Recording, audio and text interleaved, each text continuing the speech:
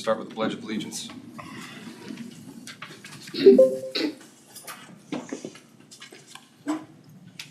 Pledge allegiance. Allegiance to the flag of the United States of America and to the republic for which it stands, one nation under God, indivisible, with liberty and justice for all. Alright, Monday, June 9th, 12:30 p.m. 2025. Start off with the public forum. From the public that would like to speak. Sit down, Mike. Hi, my name is Lori Peter. I want to introduce myself because there are some new county commissioners here who I haven't met yet. My husband Nick and I live out in the wind farm footprint. We have been here many a times talking about the wind farm and our concerns, and I would just like to give an update of our concerns have become a reality. So I just want to speak on that. We were concerned about the wind and the noise. We were told that it would not be that loud. It would be like a whisper. That is not true. We live as a non-participant, the wind turbines can be set within a certain parameter. And that parameter is based on where the house is and not the property line. So there are 2 turbines on that boundary for us. The turbines are very loud. You can hear them. It depends on the wind, and the wind changes, and as you walk around the property, the actual vibrations change. So sometimes it is louder, sometimes it is quiet. Sometimes you can hear the thud, thud, thud. Sometimes you can't. So also we do get flickering. Our concern was flickering. And because of the position of the turbines to our property, the 2 that are just on the edge of our property create flicker for our house twice a year for about 7 days. We can pull the blinds and it does nothing. The flicker comes through the house, through the windows, through the blinds, and everything, like this whole wall would just be a flicker, like a railroad train going by. You can't watch TV, you can't watch news, you can't read, you have to go to another room. Our other concern was the night sky. We moved out there for the quiet and solitude. We picked Marion County because it was a small, quaint town that had rhinoceroses downtown, and everybody was friendly. And we liked the huge night sky and the sounds of the frogs and the sounds of the birds. We were looking for that dream of 10 acres out in the rural area that so many people look for, and we thought we found it. And then the turbines came along. The lights flicker at night. All 71, 72 of them flicker. They're outside our brand new windows. We have 12 windows in our new house to overlook Catlin Creek, which happens to be where all the turbines are now. So we see the flicker all the time.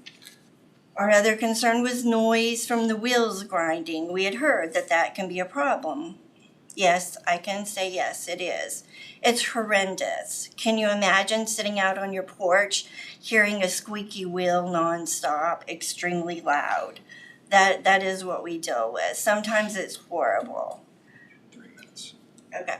So that's really it. I just want to, say that this is our reality of living with the wind turbines. There are 2 wind farms in the county. How many more does the county want? So that's it.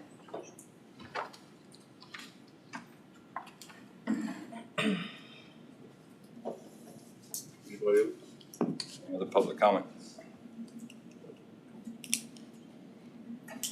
Mike wants to have a public comment.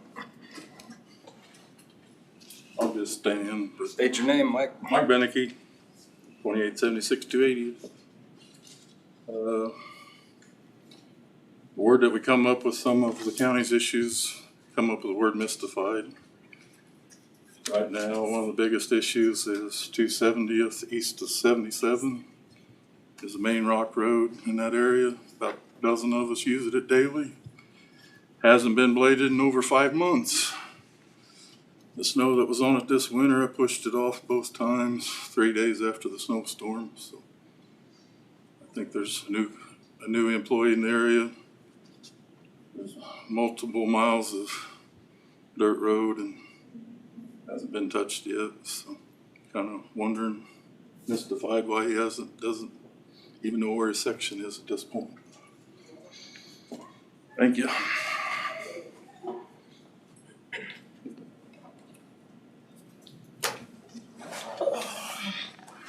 Public comment. Close the public comments. Thank you. We'll move on to the agenda approval. Need to add, after planning and zoning, moratorium discussion. Somewhere after planning and zoning, not directly after, just somewhere after it. That's just to do it then. Okay. We can get through it, okay? Tina's going to talk about stuff in admin, the health department, so we don't need to add that. And then we need, and then just add more discussion into planning and zoning. So, Executive session pending litigation, 10 minutes. and then executive session, pending litigation, 10 minutes.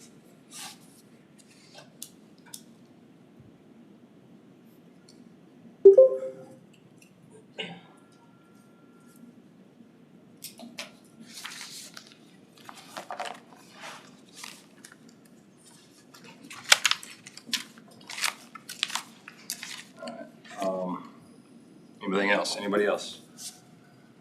Just a question for the administrator to check into when you get time. I understand that there was some staffing issues with EMS this weekend. Chuck could let us know what was going on.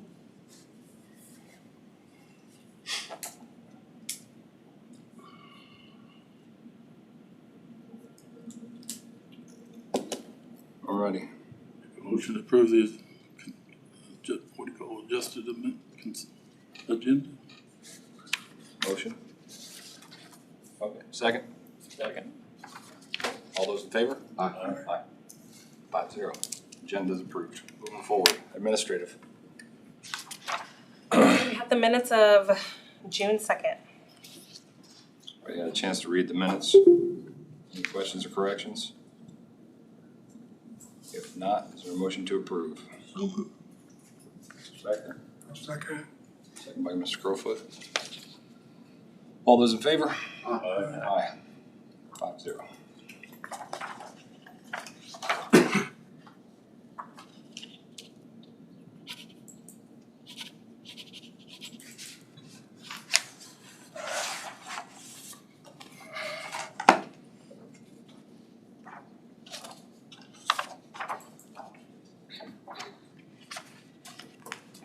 We have early checks in the amount of $57,440.72.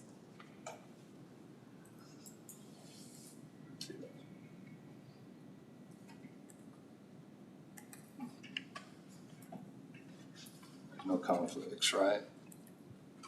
Of interest anyway. Okay. Biggest one was a pickup for road and bridge, I believe. Correct. You got any questions about it? Yeah, I think it's interesting. The first time I've seen the county had to pay for a burial or cremation. It doesn't happen very often. First time since I've been on the commission. You still go out to the county cemetery or? I don't know. Okay. I don't think that's a requirement, no. No, I just said. Yeah.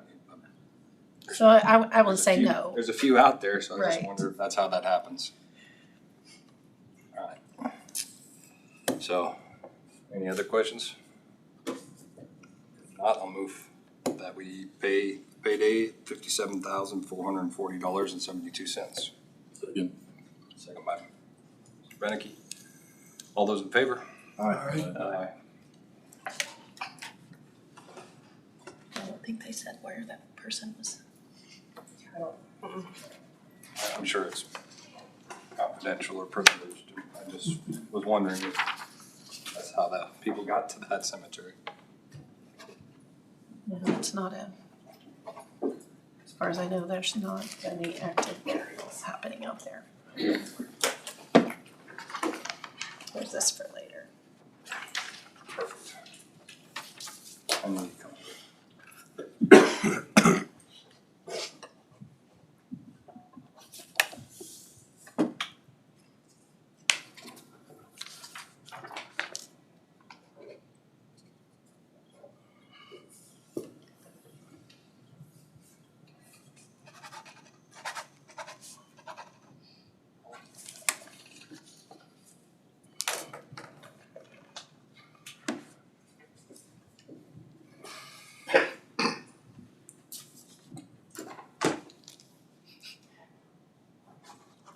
Next, we have the 2025 fireworks schedule.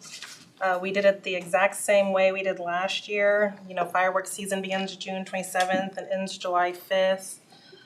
Every day is 8 a.m. to midnight except Sunday, which is 8 a.m. to 10 p.m.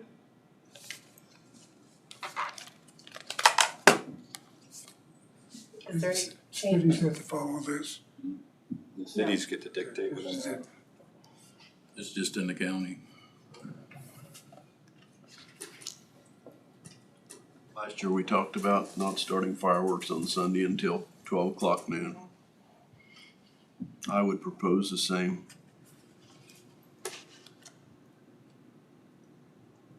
When you say you would propose the same, what does that I mean? would propose that we would move fireworks selling and discharge from 8 o'clock until 12 o'clock on Sunday, June the 29th. So what now? You mean 12 o'clock. Starting at noon? Noon, 12 noon. Starting at noon to 10 o'clock. At night. I can see that. And I'll make it a motion if need be. I'll second that. Got a motion in a second. All those in favor? Aye. So was the motion to approve the schedule with the change With of, the change until Okay. on Sunday. Sunday is from noon to 10.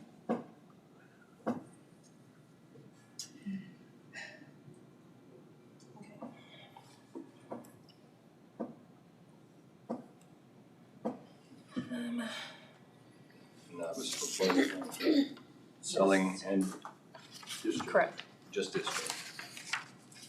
Selling and discharging is what I have. For both Well, things. selling and discharge both, 12 o'clock. Yes. Okay. Okay, just clarifying, just making sure that's.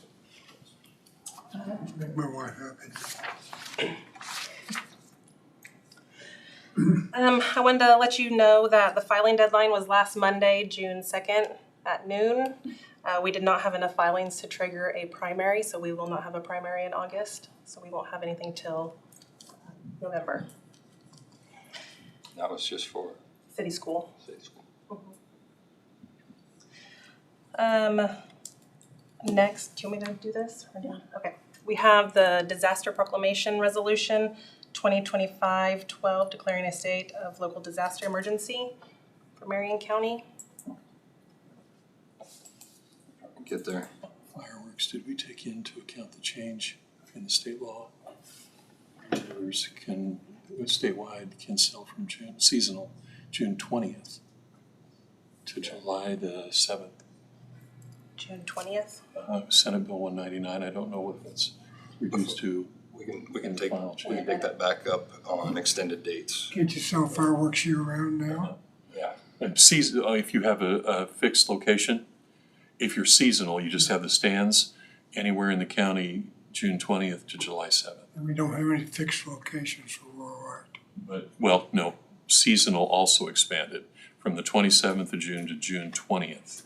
but the county can be more restrictive, right? Yes, not less. I just wanted to make sure we took all of And that. that's just for into account. selling? Yeah. Okay, well, we'll look at that. Yeah. We can bring that back next week if you. We can have a discussion on extended dates. Okay.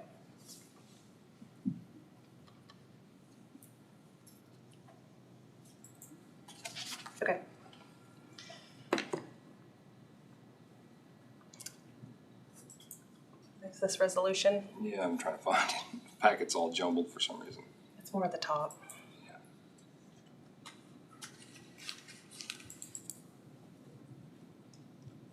There it is.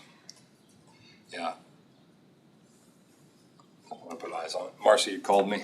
I went ahead and gave her the go-ahead, said we would ratify it today. It's needed because there was a bunch of things that we were unable to see,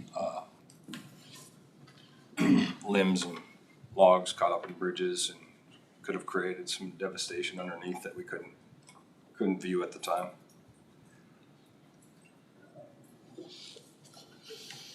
Resolution numbers is 2025-12. So I make a motion to approve 2025-12. Second by Mr. Becker. All those in favor? Aye. 5-0.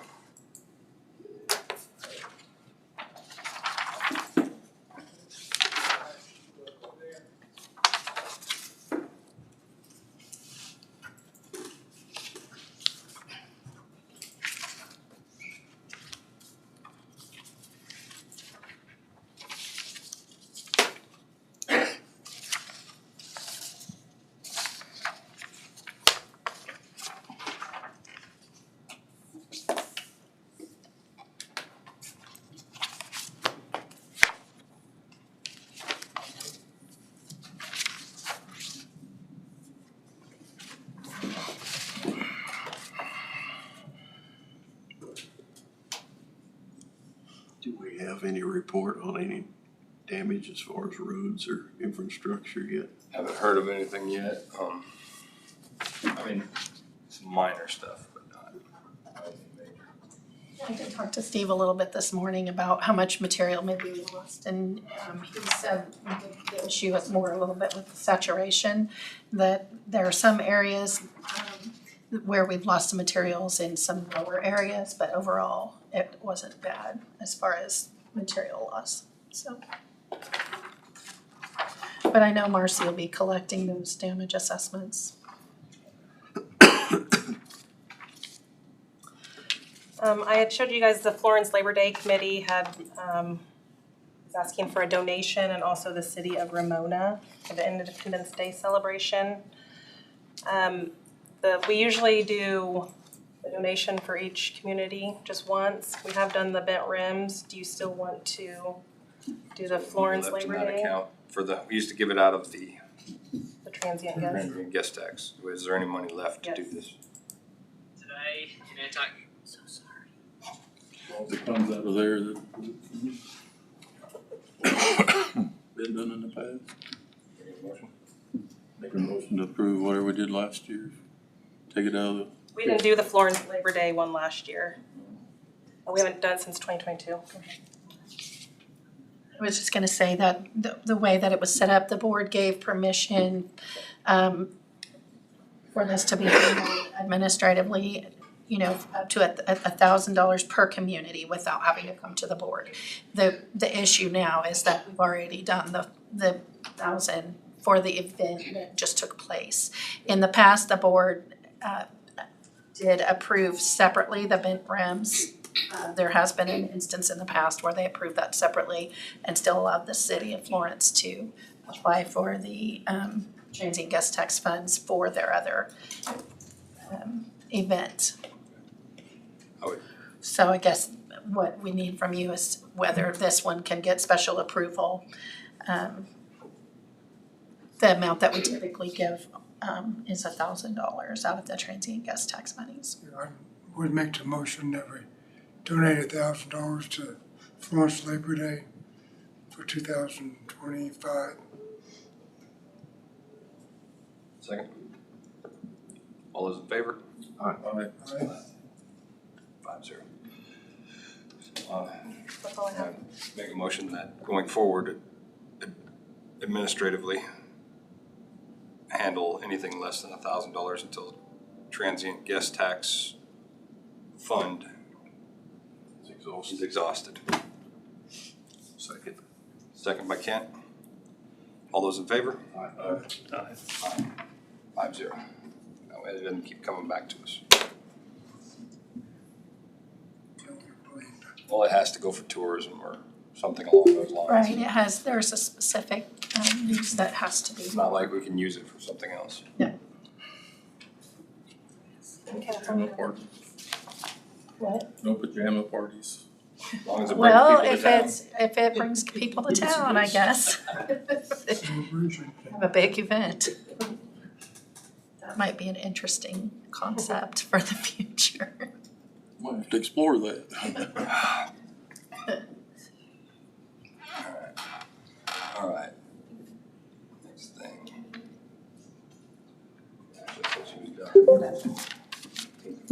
Okay, so the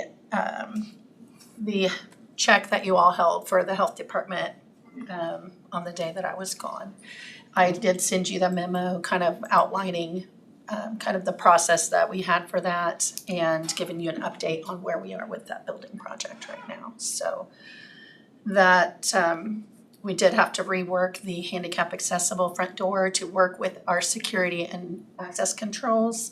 And that was something that was overlooked in the process of our person leaving. So the handicap accessible door that was in the plans was not able to work with the system that we had. So we had to rework that, and that's what that was for. So Works now though. yes, it works now. Does that suffice everybody's?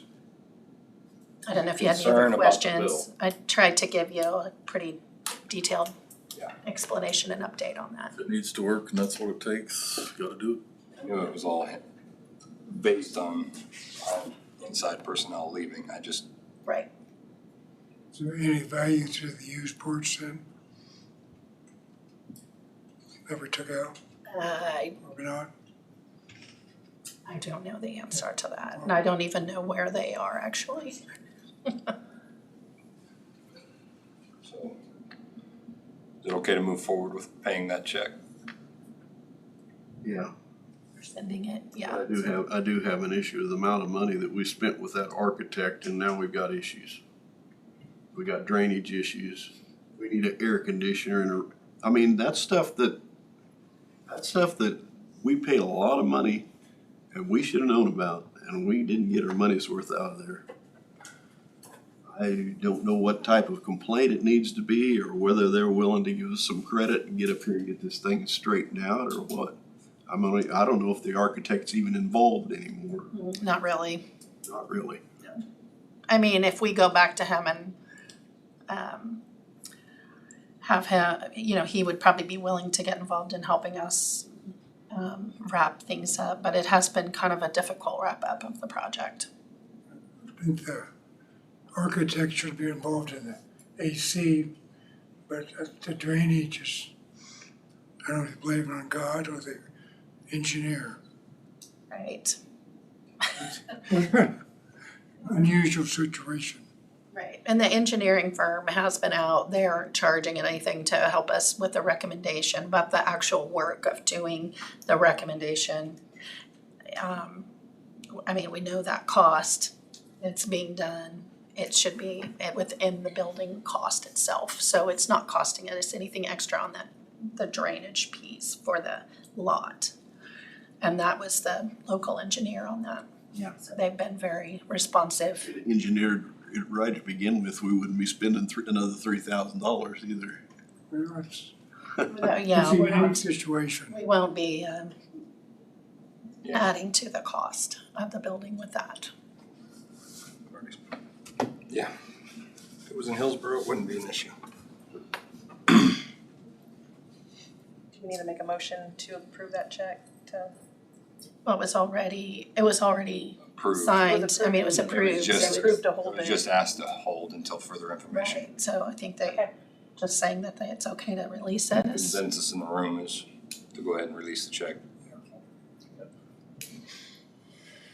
So do you think it's wise to call our contractor in, or you just wanna handle it? that's up to you all. If you wanna talk with the contractor, I can put it on the agenda. Talk about It's up to commission. the AC. The primary issue with the building right now that we're trying to get wrapped up is some of the leaks that we're having within the building itself. And some of it seems to be coming from HVAC, some of it, they've worked on the roof and they got the manufacturer involved because we were having some issues with the roof and also with the canopy. And so we're still talking about that. And then we had some issues with the doors. I think it's best if he came in and addressed it with us. Are all the contractors coming back and honoring their year? Yes, but it's not necessarily expedient. Okay.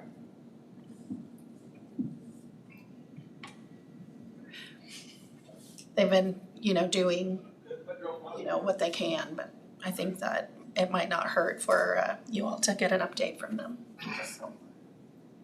So are these leaks gonna end up being a long-term problem or? Well, that's why we're trying to get it taken care of right now, because we can't have a building with that as a weak point for all the, if we're starting out that way, it's gotta be taken care of, because that's supposed to be a long-term. And those are all warranty issues. They have to be taken care of. So is everything within the first year, other than an act of God? We've already had 2 I rain. think we need to have the contractor in. Okay. Sounds to me like something that needs to be expedited, whatever needs to get done get into another rainy season and have more problems. Yeah, and we have had quite a bit of rain. So I guess it's good that we're discovering all this right now at the beginning. Anything else on that? Okay. On this air conditioner, I mean,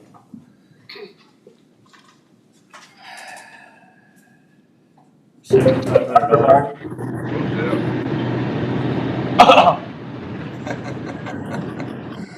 Don't like me talking. I just have a question about putting a mini split in to a $2 million building that, I mean, just leave the door open and let things acclimate. I mean, it's a vaccine room, what's that, is that for storage of vaccines, is that? It has to be under lock and key. We also have a mini split in the IT room.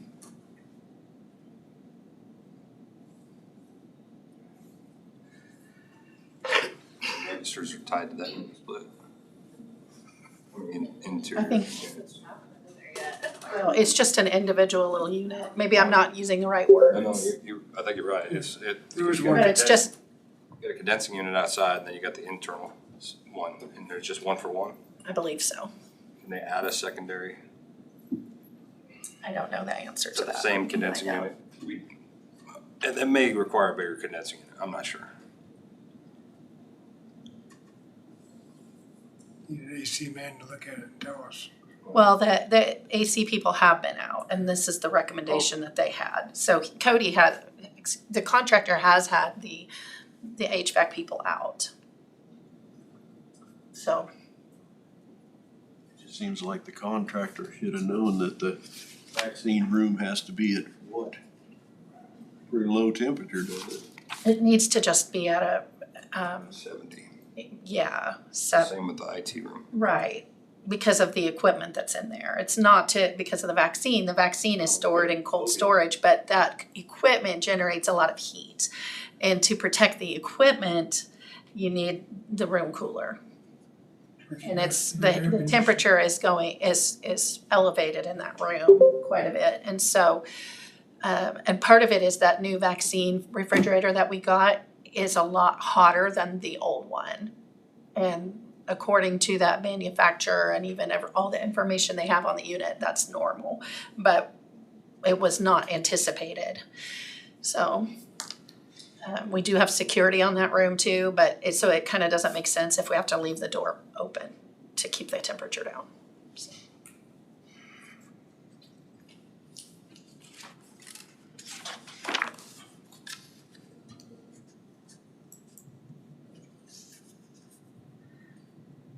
But we can definitely find out if maybe there's room to add a second Add a unit to that same condenser. And if there is, that should be, you would think would be less expensive. And if not, is there any value in the condenser they're gonna have to replace to have bigger to have a second head end unit? Okay.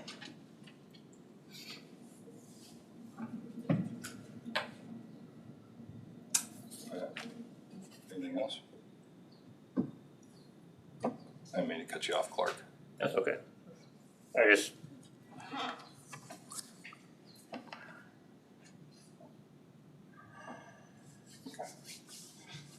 Moving forward.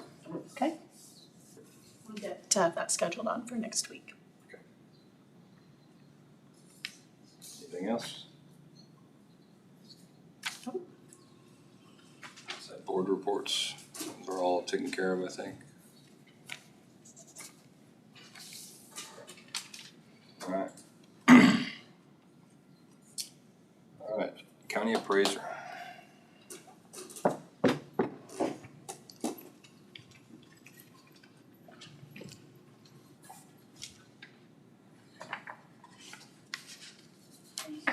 Hello.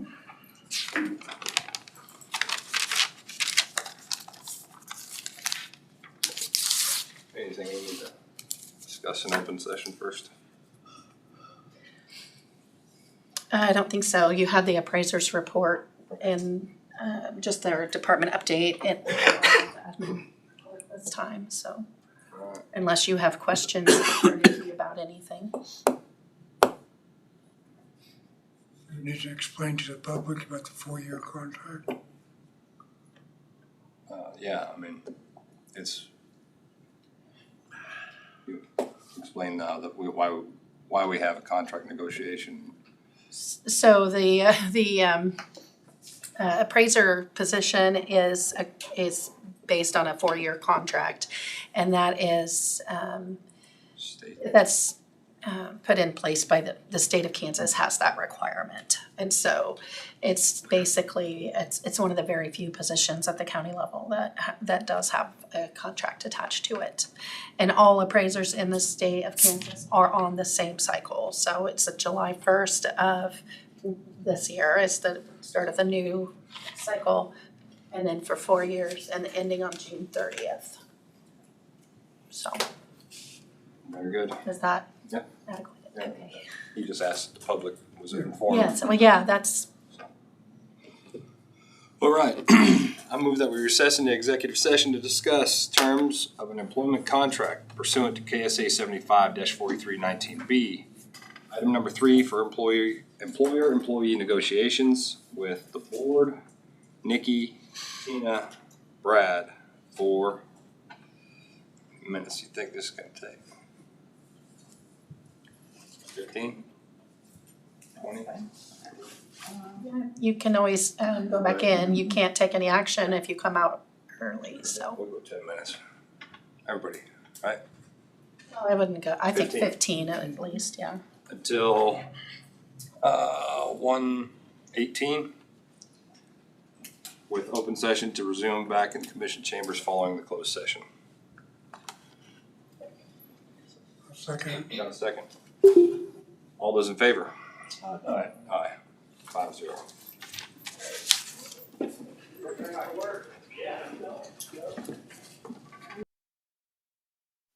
Well, I need to know how long you're gonna be back in executive. Okay, we're on. I have no decisions. Out of executive session, no decisions made.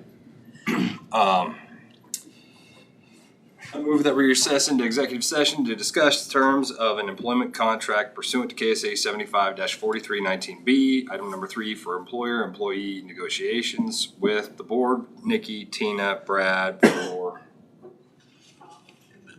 10 minutes until 1:30. With open session to resume back in commission chambers following the closed session. Motion, I second. second. All those in favor? Aye. Aye.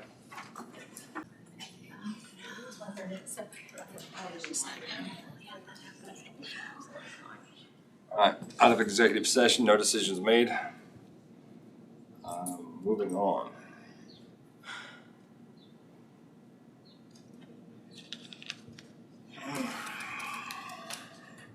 with, Ken. Sorry, we're 15 minutes back.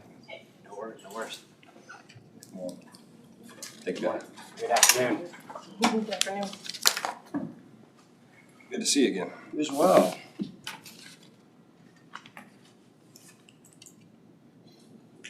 All right. Yeah, I think Tina had to step out for a second. If there's anything you can lead with. Yeah, I just saw her in the hallway actually, so I think she's grabbing a cup of coffee. Really, just wanted to be here to answer any questions. I know we reanalyzed the analysis a few different ways, and she has some handouts to give you guys. So looking forward to walking through all of that with you. I'll find it right now. So it's on page 42. Yeah.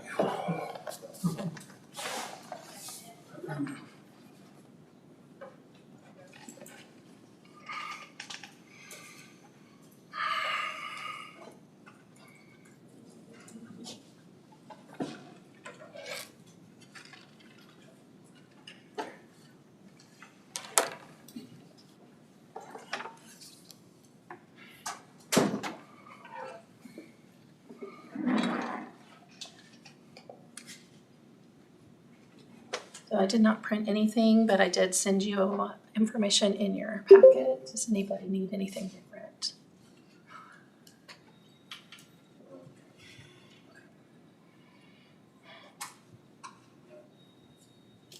We want to get started.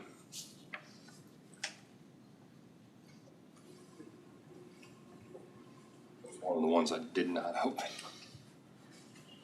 I'm still trying to locate it. It's in the regular packet. Regular packet, Oh. it's down. 3/4 of the way down, a bit more. He said. Yeah, I thought it was a different attachment. No, it's in the regular packet. You know, I've seen it. I just There's didn't- quite a bit of information in there. There is the initial analysis and then a budget model based on replacing 32 vehicles, and then the one with it's a little bit more conservative, starting with 13 vehicles instead. So That's what I remember. It's really blurry. And to just kind of walk through, I know there's a lot of numbers on those sheets there. If you'd like, I can just kind of start by walking through the overview from a total budget standpoint of what it would look like for year one and then years moving forward. So as mentioned, we in the initial analysis, we dropped that from 33 down to 32 units.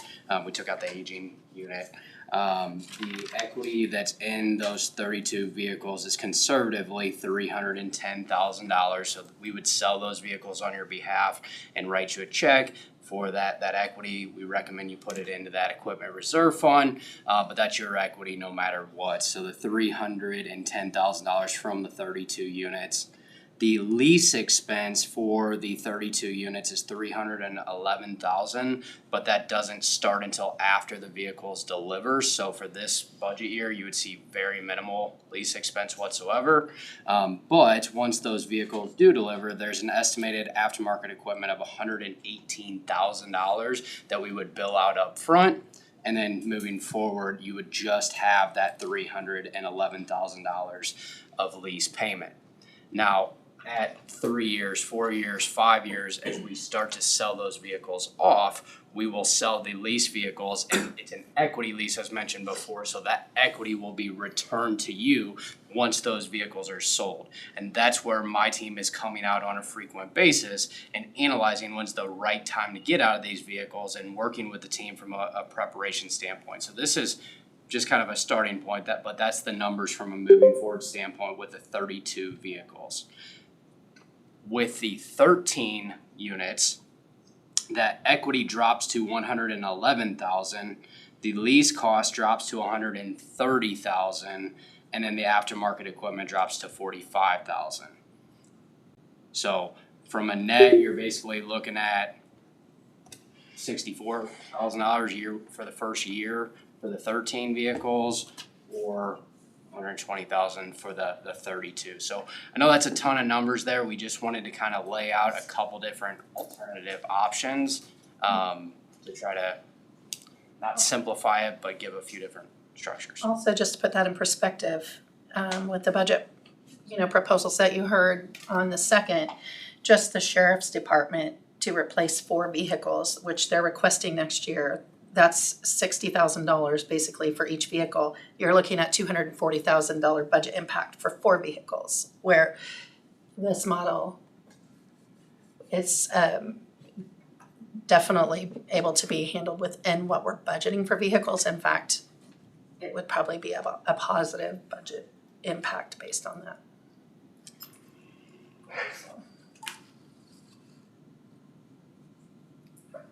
And I did mention this in the past meetings, but, and this could have changed slightly over the last year, but ballpark, the average age of the fleet is about 12 to 13 years old right now. The average cycle pattern is 17 years right now.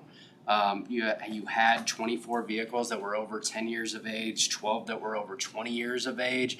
So that's one of the benefits. We talked a little bit in the last meeting. We've got all the different options of how you can pay for the vehicles. We're not a leasing company, but to get the fleet from a health perspective where we believe it should be, that's why majority of my clients are leveraging the equity lease model that I have proposed there. And from that standpoint, we're looking at going from a 17-year cycle to a 3.8-year cycle, and there was over $100,000 in savings over a 10-year span. And there's quite a few other variables that come into play with your staff's time, retention, recruiting, morale, safety, all those different things that come from operating a newer fleet.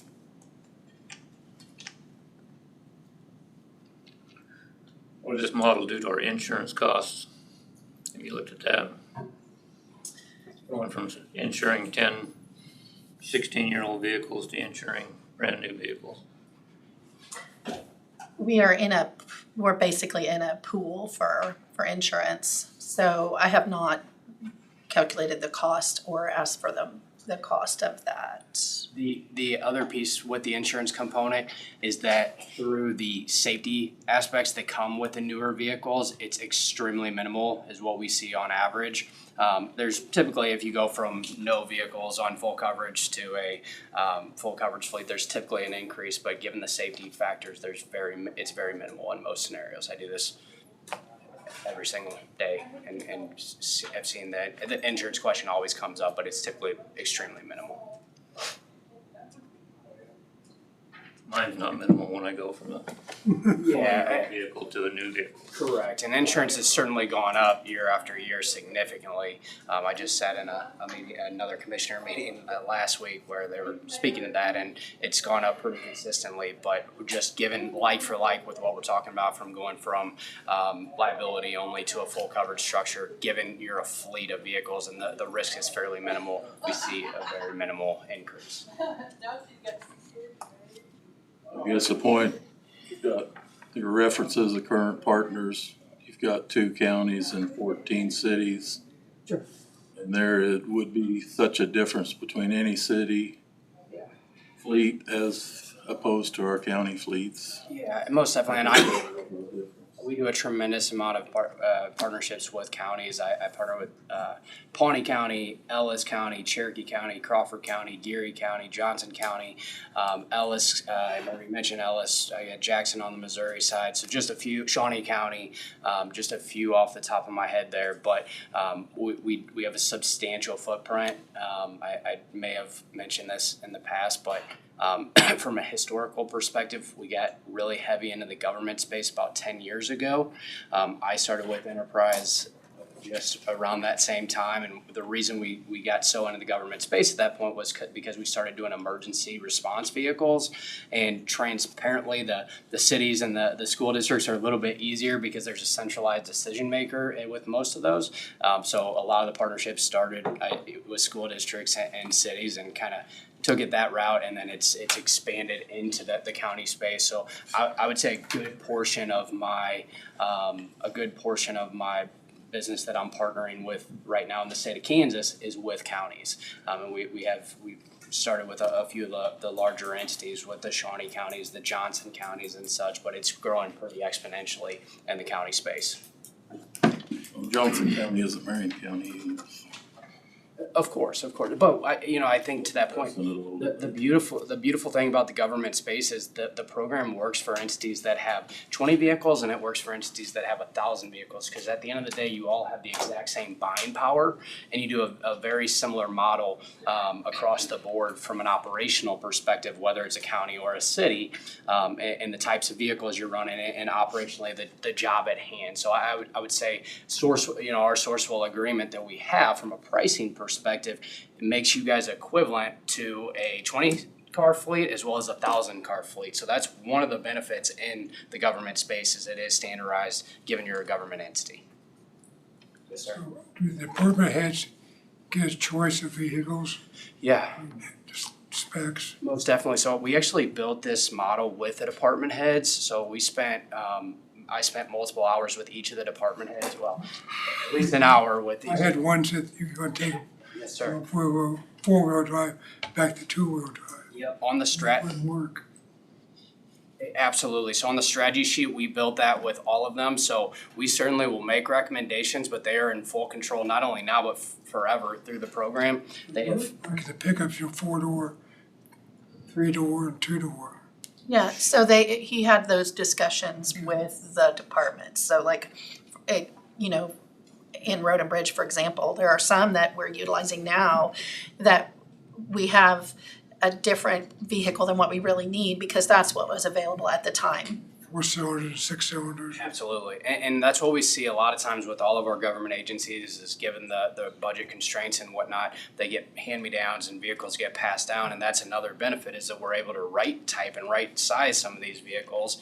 And a lot of times we see you got a lot of spares laying around, although we have growth opportunities, of course, but we have a lot of spares because the vehicle, it's 17-year cycle, right? And I'll take it one step further. We even went as far to go into the aftermarket equipment, to build out the aftermarket equipment with all of these different department heads.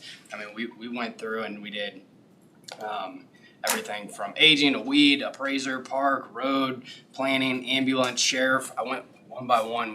We spent a lot of time together to make sure that these were the right units. So in Ellis County, how many units you got? I don't I wanna think know. they're pretty similar from, I can tell you exactly here. How many units are you handling for them? I want to say they're very similar in size.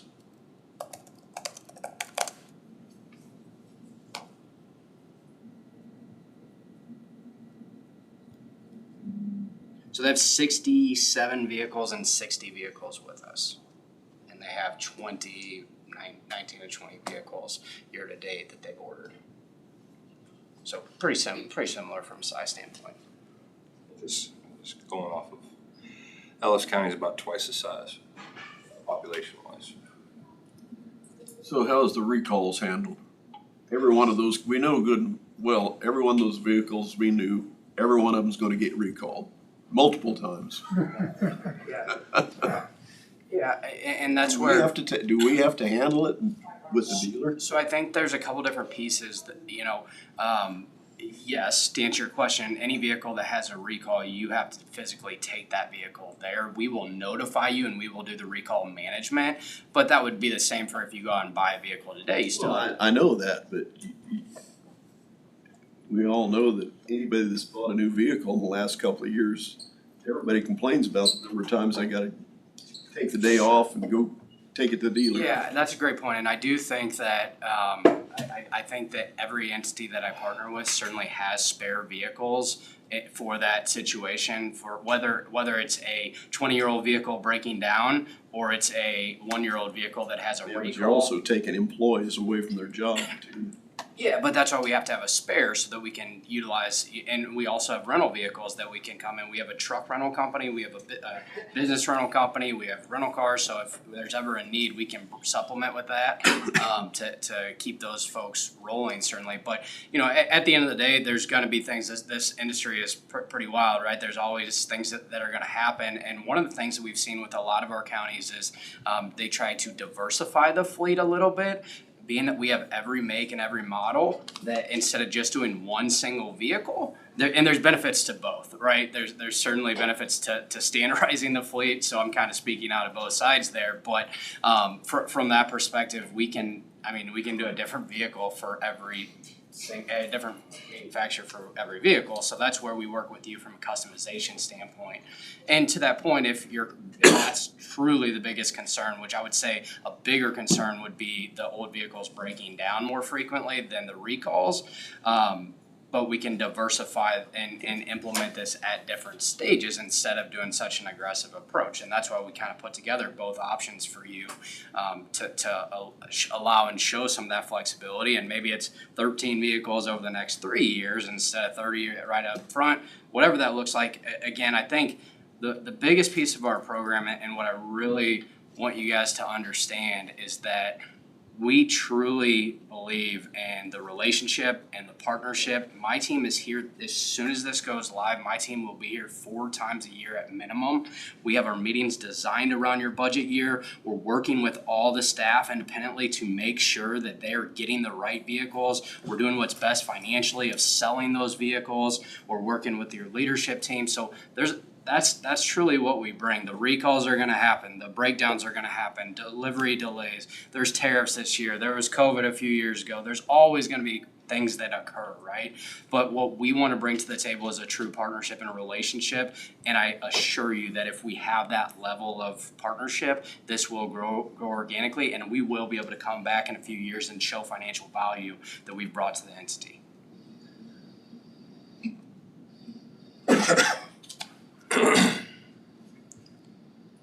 We're talking, what was it, 50 units? We added a few, but there's 53 total right now in the fleet. 3 and a 10-year proposed savings of 101? Yes, and that's very conservative. We will recommend over the years we're going to reanalyze and get out vehicles earlier than that. And quite frankly, that's kind of high level. But to that point, we're still going from a 17 to a 3 or 4 year cycle pattern, which brings a lot of benefits on its own. Yes, sir. In 2 more years, we're gonna have an election, where we get a new council.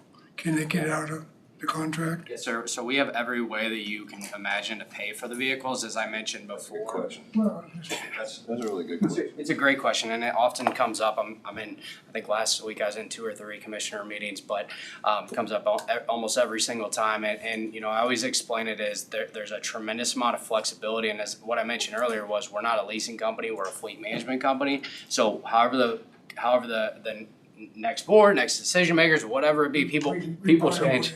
People change, you absolutely, and from that standpoint, though, there's a couple different ways. We can sell vehicles, so let's say just if we look at it from a one vehicle perspective and you have one vehicle on lease and we sell that vehicle, we'll return the equity to you, you can go buy another vehicle. That's a big purchase to do with 30 vehicles or whatnot. If the remaining balance is $20,000 for that one vehicle, you can pay off that remaining balance, we'll give you the title. If they don't want to do business with us, then we don't want to send somebody out 4 or 5 times per year, right? So we'd give you the title. Realistically, if we have 30-something vehicles on our equity lease model, the easiest and the most financial option would be to extend those out another year, another 2 years until they're fully depreciated. Then you can go back to running those till they're dead. Now, I will say that is a very challenging piece in the government space, is how much turnover there is at times, not only from a commissioner standpoint, council standpoint, but also just from a decision-making standpoint at the department levels. And one thing I'll tell you is that is always from a leadership perspective with you all, when people change and sheriffs change and all these things, we have to re-educate that person, and it's not always an easy process. So from that standpoint, that's where we want to we have to be here in person, we have to be working with these folks. And from that perspective, the relationship goes a long way. Now, 2 years down the road from now, we're gonna have a lot of relationships with these department heads. And you're gonna have seen a lot of detail from a data perspective. If we start collecting the maintenance, we show you the resale, we show you what we've done from a vehicle perspective, the age and the health of the fleet. We're gonna have all of that in our annual client review and our quarterly reviews that we're bringing to you. So by that point in time, we've got enough data to tell that next person that steps into whatever role it be that, hey, here's what we've done up to this point. And then we've got a whole bunch of people behind the scenes that know us. They know our administrative staff, they know our client strategy managers, they know our leadership team. And it truly becomes more about the relationship at that point and the data that we have collected.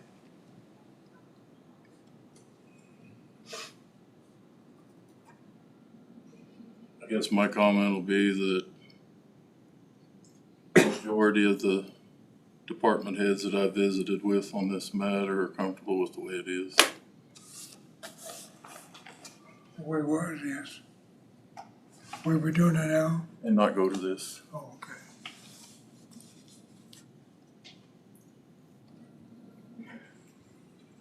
Tina, do you have any thoughts on that with your conversations? No, I think it's a new concept. It's a more forward-thinking concept, which is what we're trying to get to as a county, and that's why you've put me here. So, sure, everybody can be comfortable with the way things have always been, but there's also an opportunity here. So. It's a big philosophy change, and that's honestly the hardest part of going from, hey, let's buy 3 vehicles a year and run them till they're dead, to having vehicles coming out in and out of that. It's a huge change. In the government space in general, the philosophy has been to run them till they're dead because we can do it. Although it's not the best financial model, we can certainly do that, and we can limp them by and have endless operating expenses Well, and I also would say that, even though maybe people are comfortable with how we're doing it, I haven't had too many that are really uncomfortable with a change either, And you have to you can look into the future. And, my dad said, you gotta spend money to make money. Sure. And this looks like a way to save some. And then, every time you break down, our kid said it takes a guy off the road. And broke down vehicles. I have some departments that I seen a seem community excited about. over Hillsborough today, in the ditch.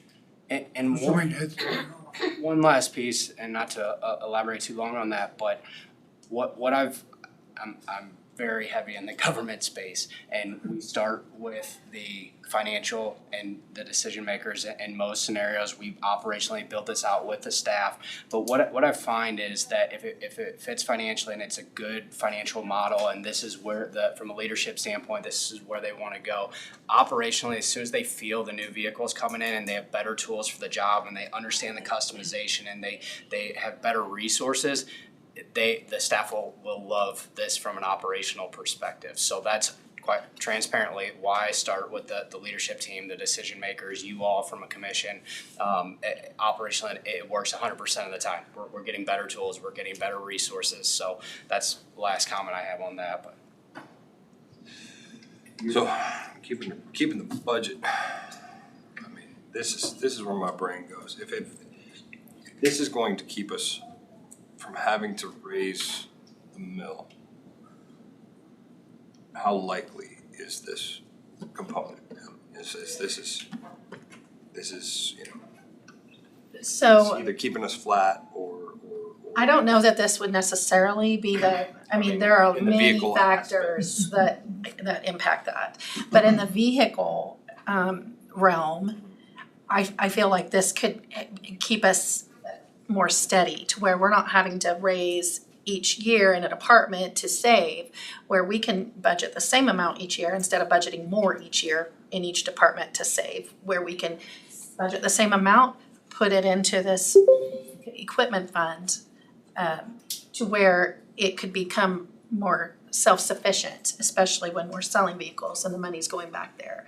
So overall, over time, I would anticipate that it would be a positive impact to our budget, meaning we would be budgeting hopefully less for vehicles. Especially 3 to 5 years, once we go to sell the enterprise vehicles and that Right. equity's again And replenished. it won't be so spiky, so like we go up and down and up and down. And this model is just a steady model that just keeps us rolling. And so for budgeting purposes, that's a good tool to have. And that's where I see the value, along with the data. Right. The data is kind of exciting to me because Data is huge. Like what happened with the sheriff department, they got a bunch of Chrysler cars. And they need to get out of that. Yeah. I mean, if we get a bunch of Lemons cars, can we turn them back in early? Absolutely, and that's where we work together to figure out financially what the It recommendation happened is. with 10 cars. Yep, and we can sell those vehicles off, bring in new ones, and you Keep know. the guys on the road. Yes, absolutely. We've had a lot of issues with Dodges, and that's another thing to the warranty piece. If you do have a little diversification, there's pros and cons to it, but a little. Oh, crap. Yeah, so a little bit of diversification allows, if we're having issues with those vehicles, we can get rid of those and swap over to the next, and then it gives us more flexibility. And it looks bad to the public. And one day we got all Dodges sitting here, and the next day we got all Fords. Right. You guys got lots of money. And that's a good point. And quite frankly, that's again going back to the philosophy of this and the philosophy in the government space. That's been the hardest part over the last 10 years is changing that philosophy. But we've proven it time and time again from a financial perspective. And that's where we can do case studies. We're going to bring that data to you. You can publish that information over the years as we go. And that's why we have those ongoing. That's why we're here. That's why we're a part of the community, and that's why we bring the data that we do. So at one point you hinted on maybe not needing to go with your financing and being able to self-finance something. Yeah. What comes along with that? What do we miss out on that? What just more of our staff's time to do that, or is that the Certainly staff time, but I think the benefit of the equity lease model is we're funding to a remaining balance. We're not funding to a $0 balance. So a few years back, I was literally rotating vehicles out every single year. So we were funding from 40,000 to 30,000 and selling them for more than 40,000, let's say. So, and right now that's not happening, but it will come back and potentially the near future that as the government incentives continue to rise here. But from that perspective, whether it's that model or a longer term model, the equity lease allows us the flexibility to get in and out quickly. You can get out early, you can extend out longer. So from a internal funding structure, we don't care how you pay for them. If you want to do your own financing and do that, but with the equity lease, we have control of selling that vehicle, paying off the remaining balance, giving you the rest of the equity, and having vehicles coming in and out easily. But the other point is, instead of funding a $50,000 vehicle, if we can fund $30,000 of that vehicle, there's some benefits to that as well. I will tell you, I have very few, if any, government agencies that I've mentioned that self-fund vehicles. But what I do have more of is down the road or let's take this 300,000. So you got 310,000, we pay off all the aftermarket equipment, and then let's just say it comes out to ballpark $200,000 we have remaining. I do have entities that roll that equity, so we put a capitalized price reduction on that specific vehicle. So let's say it's $10,000 per unit or whatever. So if it's a $50,000 vehicle, now you're funding a $40,000, and the book value is lower. So then we fund that for another 3 to 5 years, and then we roll another $20,000 at that point. So now at some point in time, we're darn near depreciating the whole, or putting a capitalized price reduction that's the whole vehicle. So I have a lot of entities that roll equity, that bill out the aftermarket equipment. We're still handling the whole process, but it's more of a, hey, let's get this fleet where it needs to be from a health perspective. Let's start leverage the equity lease to do that, and then let's start rolling equity into the future years. And it can change. Next year, you decide you want to self-fund, you decide you want, whatever you guys want to do. There's no set, just because you do this today doesn't mean we can do absolutely anything you want at any point in time. So your cost benefit analysis is showing 101,000 10-year savings. Yes, sir. So we're talking 10 grand a year.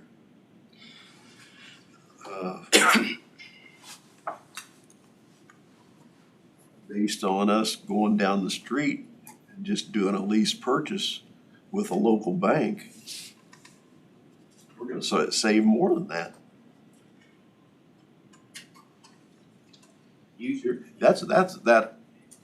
The rate that you're charging us is 7.5%. Yeah, so that's not taking, and what you're discussing there is not taking into consideration the management of the fleet. That's just buying vehicles or leasing or funding of vehicles. So with this model that I put together, which is an uber conservative model, it's taking into consideration what you're doing today with paying cash and buying 3 vehicles and your estimated maintenance expense and your fuel costs versus going to our program, right? So with my team, we're here every year. We're going into the 26 model year. Our budgets are already approved for all of our clients, so we're able to order the vehicles at the right time, have those vehicles coming in and out easily. We're selling their old vehicles, we're tracking their maintenance, their fuel. You know, we're bringing all of that to life. So we make money, we have an interest component. Again, if you guys want to self-fund and just pay cash for all the vehicles, or do whatever you need to do through your bank, that's completely fine. But I'm not really selling our leasing model. I'm not selling our funding model. I'm selling the partnership and the fleet management, right? And having the vehicles coming in and out at the right time. That's what that analysis is taking into consideration. And the other piece of this is you guys, and we mentioned in one of the last meetings, you guys have a lot of other things that you're doing besides fleet management and Tina's time and your staff's time.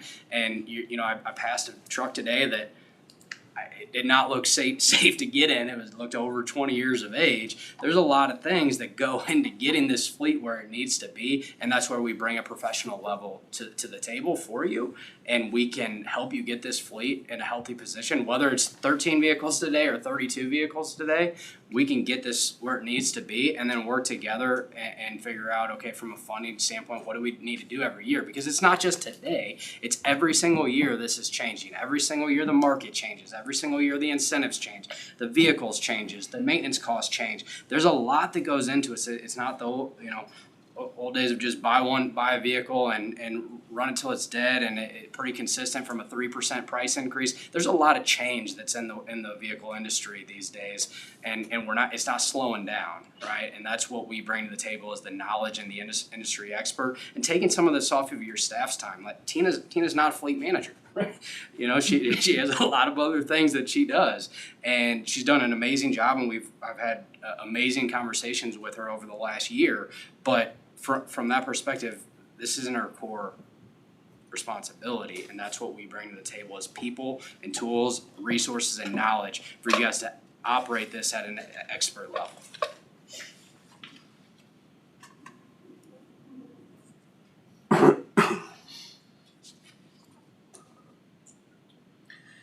I have a question about the maintenance. So I'm looking at this. We get to year 5 when we got all 50 vehicles in the fleet. You're talking about replacing them, at 3 years. So we're looking at new vehicles that you're looking at the average mileage, 5,000, 6,000, a couple 15,000. So you're looking at 1 to 3 oil changes per year. Vehicles under warranty, so 15,000 miles. We shouldn't be putting tires on them. We shouldn't have, and you're still looking at $852 a year per vehicle in maintenance cost? Yeah, That's what you charge us? No, so what that takes into consideration is you got a lot of heavy duty trucks in here, or medium duty trucks, and you've got a lot of pursuit vehicles, and that's where the biggest expense comes in. So that average of $62, I mean, you might be spending $20 or $30 a month on some of the trucks, but then the pursuit vehicles are gonna be higher than that. We don't have a fixed full maintenance program, so we're uber conservative when it comes to that, because you're still gonna have maintenance expense for a pursuit vehicle, just given the nature of what they're doing. In addition, you're gonna have vehicles that are putting on 2,000 miles, and then you're gonna have vehicles that are putting on 30,000 miles, given the application and the utilization of that role, and it's gonna average. What I'll tell you from bringing this data to life, if we have our maintenance management program on all your vehicles, we can see exactly what you're spending from a data perspective on every single transaction, and that flows into our system, our tools, and we're bringing that to life once we start tracking that information. And then the new vehicles, we have the pay-as-you-go or the fixed full maintenance optional programs for those specific vehicles. So if it's fixed, you all know from a commission standpoint, and to the point of keeping your costs consistent for the next 3, 4, 5 years, however long you hold that vehicle, there's a fixed line item from a budgeting standpoint for that given vehicle. And you can choose, hey, this is too expensive, we think we can beat this, or hey, here's, let's do the fix and budget it.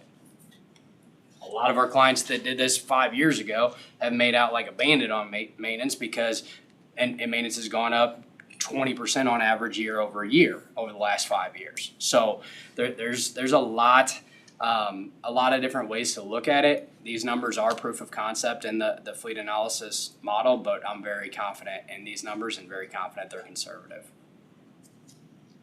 My concern with your numbers is from pre-COVID to COVID to post-COVID, we're not gonna get almost new price for anything that's used like we did COVID. I didn't take anything into consideration from COVID or anything else. This is in today's I'm dollars. just saying, that's why I don't trust your numbers to be accurate enough. But I didn't use anything from those time periods. You're not following what I'm saying, so I'll shut up. Are you saying just from a philosophy standpoint? I'm done. Yeah, what we took into, and I think it's a really good point, because what we took into consideration is today's dollars, like for like, 25 mile a year, where we're at today. And what I always tell the commission, I want to make it overly clear, is that from a moving forward standpoint, this is going to change every single year. Prices are going to change every year. So we can't look backwards. We have to look forwards, and we have to analyze, okay, today, what's the best thing to do in today's environment and with the market where it stands today? And we do have a lot of knowledge and a predictability of where the market's going, but there's certain factors that we can't predict. But we're always looking at today, what's the best option, what's the lowest cost of ownership, lowest total cost of ownership, and what can we do right now to save the entity money?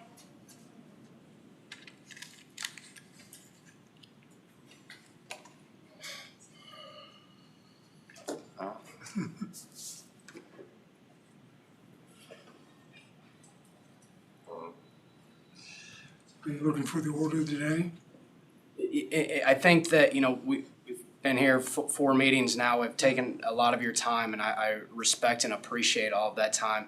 I think that we put together 2 different models, the 13 and the 32, to give some comfort and some flexibility of getting pretty aggressive. You got 53 vehicles. I think the 32, and I think Tina would prefer to do the 32 vehicles right out of the gate. But I think from that standpoint, that's why I did look at it in 2 different ways. And if I'm confident, if we can get those 13 or the 32 or whatever it be, if we can get started here, I know this is a big change for you guys, and I know it's a huge philosophy change. I know there's some concerns.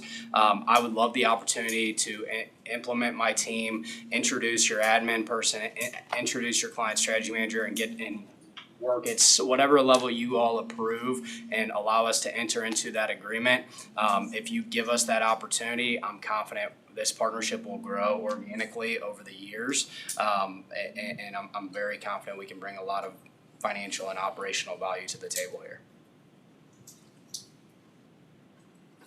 It's just a matter of whether commission is willing to, step out on something new and different, staying within the parameters of our proposed budget.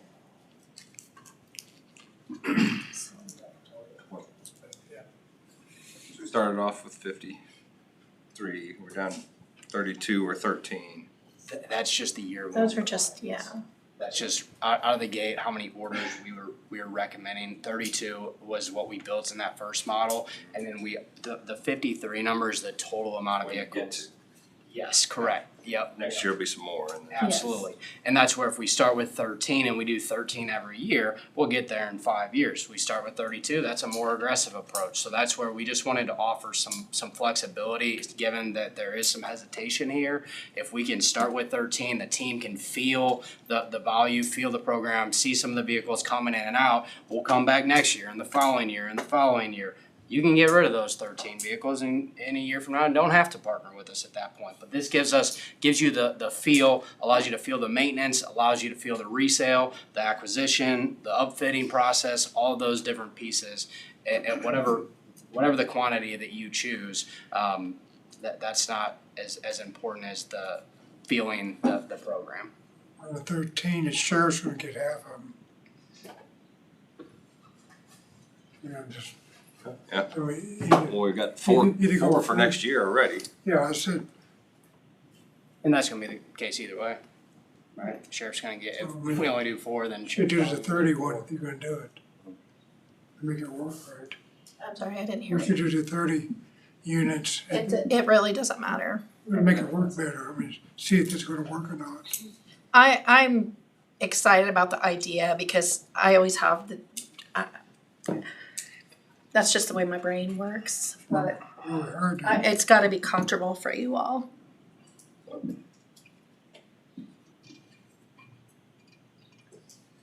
I know from a business standpoint that you can't come in here and afford to make promises and then have that backfire.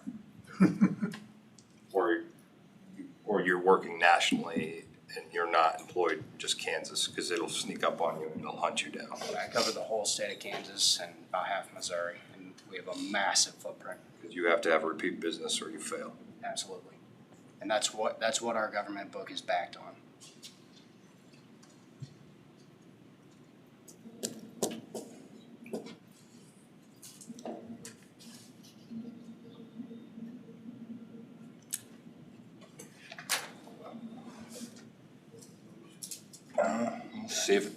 See if it goes. Be in favor of trying to 30. Doing the 32? Yeah. Put that into a motion.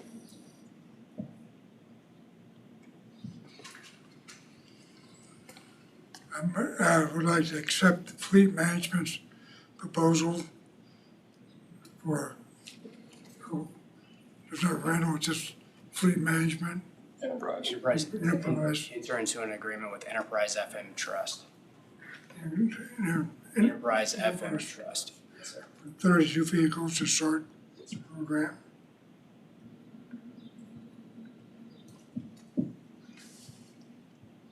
In this calendar year of 2025. I'll second. 6 months to. I'll second. Any other discussion?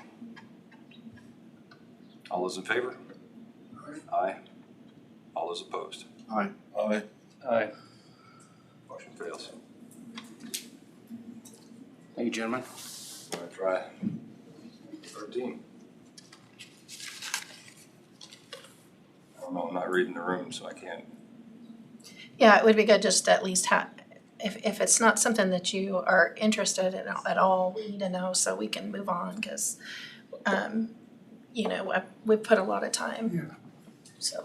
I'll make a motion not to do any. Motion to not have agreement. What was the motion? Not to do anything. No agreement at all. Your motion was stop the negotiation? Is that, or am I reading it wrong? Just to totally not consider the program at all. Is there a second? Motion dies. Alright. Make a motion to enter agreement with 13 model units with Enterprise M Trust. Second that. Motion and a second. Any discussion? I think, we need to look to the future. We can't stay the same, expect to survive in Marion County. This isn't a new concept. And me and Jonah are both different on vehicles. Jonah runs into the ground. And I buy new ones every 80,000 miles. Well, they are. I mean, I'm proud of him for stepping up. We have two concepts of vehicles. If I had the proper fleet deal, I would take it. Yeah. But I think we're missing the boat by not trying it. I don't get the dollars that the government gets. My 2 cents worth.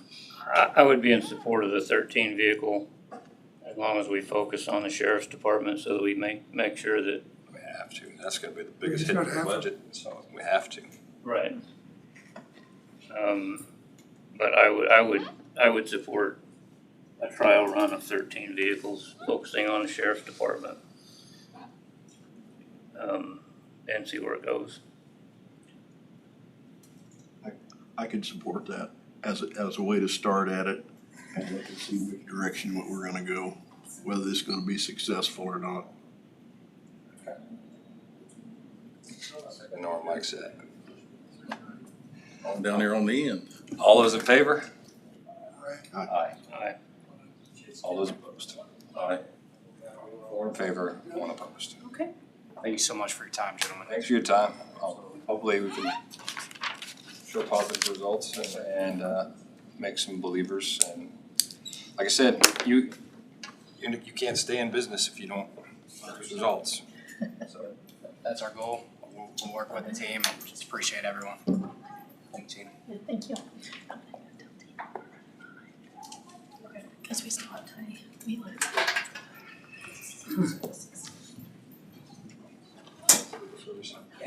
he looked like he was hurting. Pain. Ty, you wanna come on in?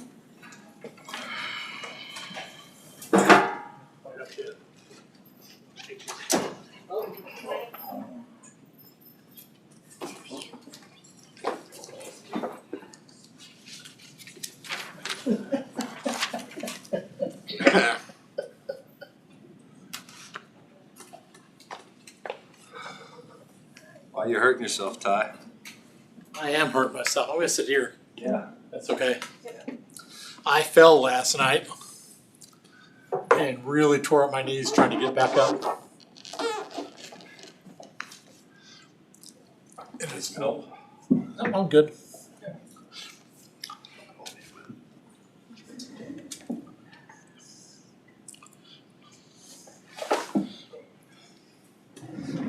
Thanks for getting me in a little early.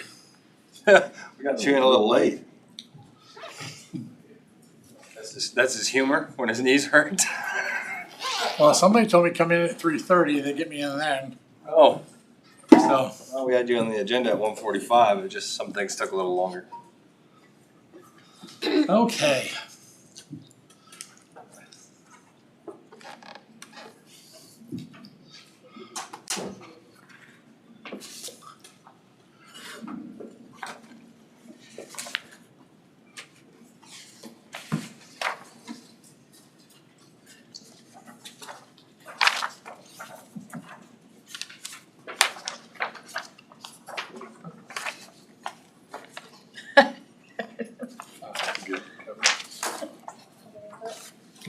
That's 5, I think.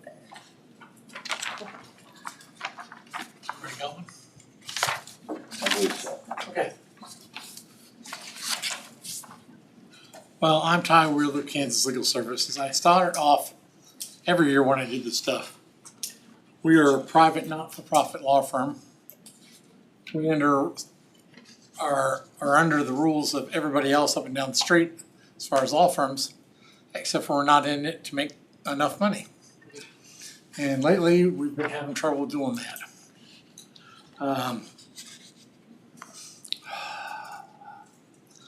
I've had the probably hardest 3 years I've ever had at KLS. Personnel has been horrendous. It is incredibly hard to get a young attorney to come to Emporia, Kansas. Not impossible everywhere. Yeah, I know Marion County, you guys are short as heck. How about zero? So it's really been bad. I know when I come to Marion County, it's like a Kansas, a bar association meeting for Lyon County. It's mostly Lyon County attorneys.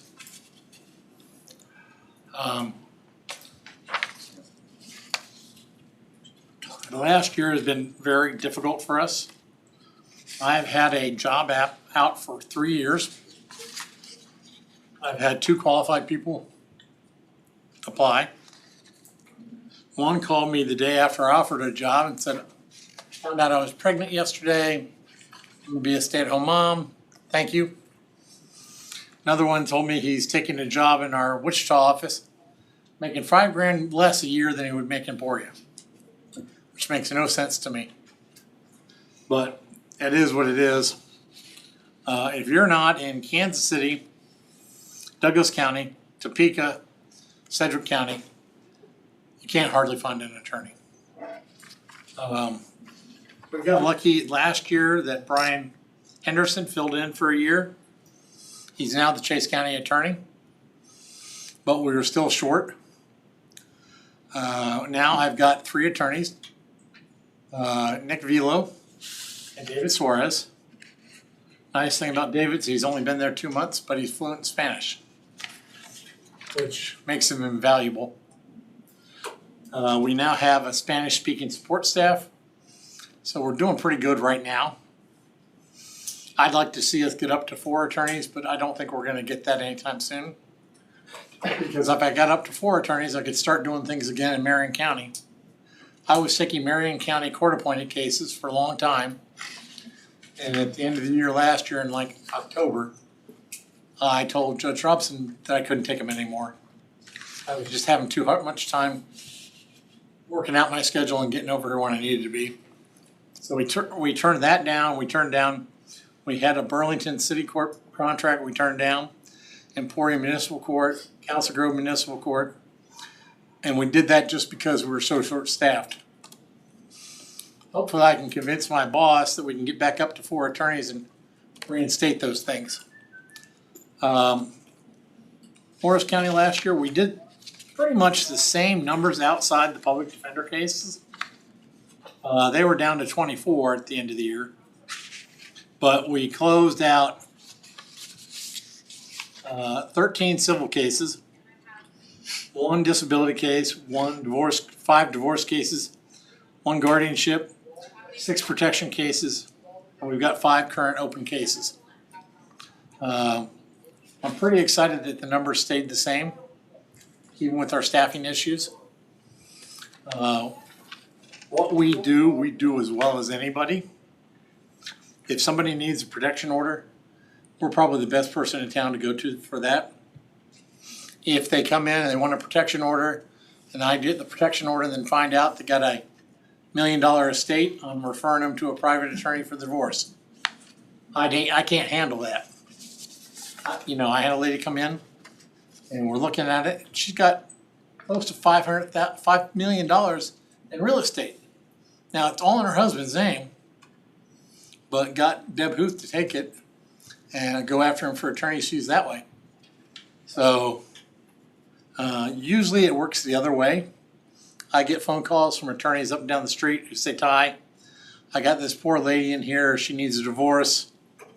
She can't afford my retainer, I'm sending her to you. The one number I hated in Marion County is the number of rejects in Marion County last year. We had 25 total rejects. That means there were 25 people who qualified for our services, but we did not have the staff or resources to help. So I'm trying to get that number down to 1 or 2. I've done a good job getting Chase County and Lyon County down, but I'm still having a problem with Marion County. because we get a lot of calls from Marion County. And I wouldn't say they're priority cases, but they're right on the edge. You know, somebody calls up and says, hey, I need to get divorced. My husband is in prison, he's getting out in a year. I would like to get divorced before he gets out so I can marry my new boyfriend. I'm probably not doing that case. If she says he's gonna get out, and he's gonna beat the hell out of me when he gets out, I'm probably doing that case. We try not to compete with the private bar. More often than not, it's the private bar asking us for help. We don't take fee generating cases. We don't do cases for money. I tell everybody I do about everything except for sue people for money. We just don't do that. I've done it a couple times lately, but they were really weird hospital cases where the hospital was not billing the insurance company. So we did 2 of those. But you can ask everybody up and down the street how we do. You can ask Michelle, you can ask Joel if he's around at all. So you can ask them how we do on what we do. I think they'll tell you we're the best at what we do. If you need a protection order, we're the one to get one.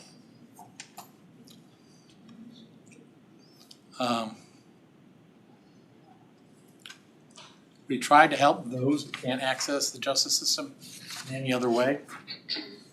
If they have a way to raise money and hire an attorney, I want them to do that.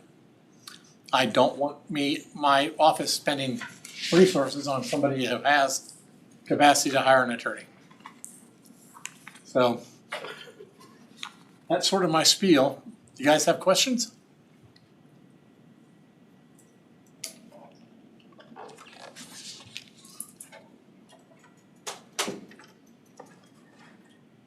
Oh, and I'm asking for 500 more than last year. Not a very big increase, but it helps me turn the lights on.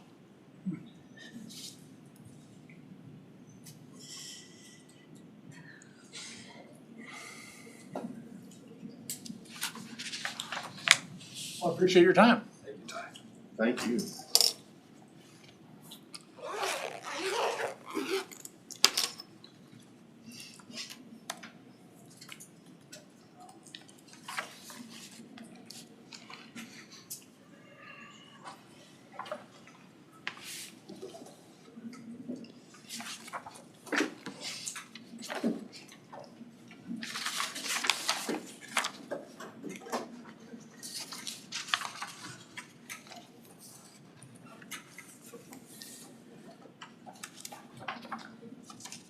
We got one of these back.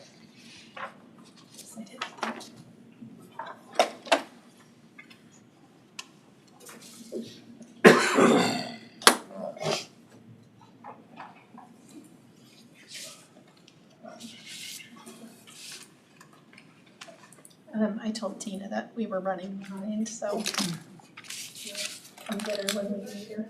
Yeah. All right. All right, I have 2 things to bring to the board today. The first is a conditional use permit application filed by Douglas and Starla Kane. This is for a grain bin structure to be used as a short-term rental. And the Planning Commission has recommended approval of that application. And the conditions would be contingent upon whether they use it as a short-term rental or not. If it's just for family and not being rented out, then the portion about the non-traditional structure would stand. They just wouldn't have to file for the annual short-term rental registration. So on the resolution there under the conditional use permit, herein granted shall be subject to the following conditions and restrictions. These conditions will go into effect once converted to a short-term rental. The owner has the option to not use the property as a short-term rental, and then it would not be subject to the following The CUP must be reviewed every year for compliance and maintain annual registration with the county. The conditions of approval are subject to change as there are certain conditions included in the annual registration that may be updated from time to time. CUP holders will be notified prior to annual registration when conditions have changed to allow a reasonable time for them to comply. And in addition to the annual registration requirements, if well water is used for drinking purposes, the water should be tested annually for potability, and the wastewater system must be approved by the Marion County Environmental Health Department. So, Approved is what you said. must be approved by the Marion County. Yeah. So, were there any questions on what the application was about? We've had several of these short-term rental conditional use permit requests recently. Very similar in nature to those, except for this one would use a non-traditional structure, which by regulation also requires a conditional use permit. So it doesn't meet the square footage by any means.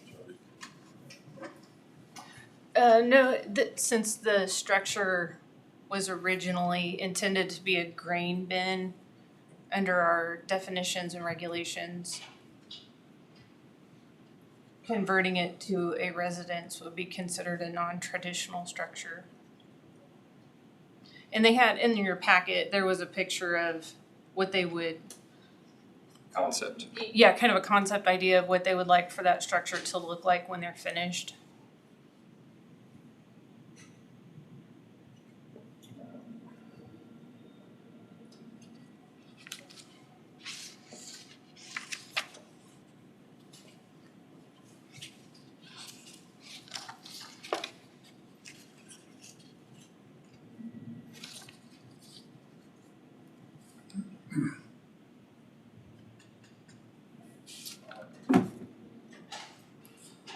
Makes it look like a nice playhouse.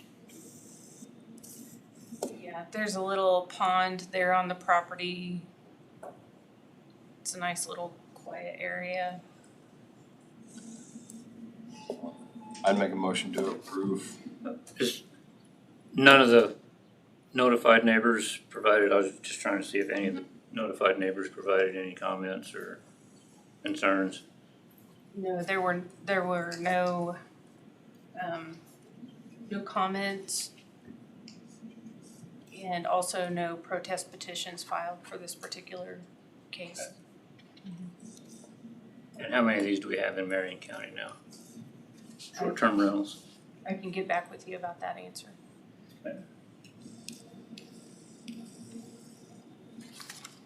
Motion to approve with the staff recommendations.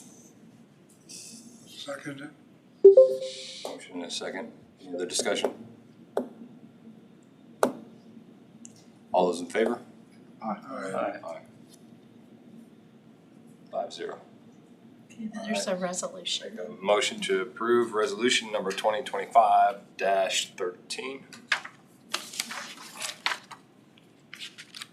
Granting the conditional use permit.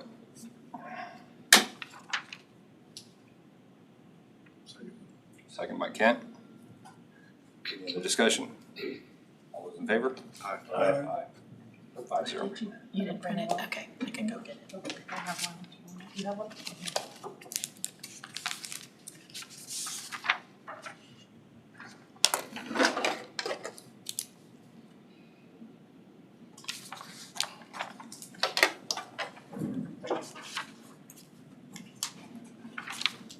It's on the back.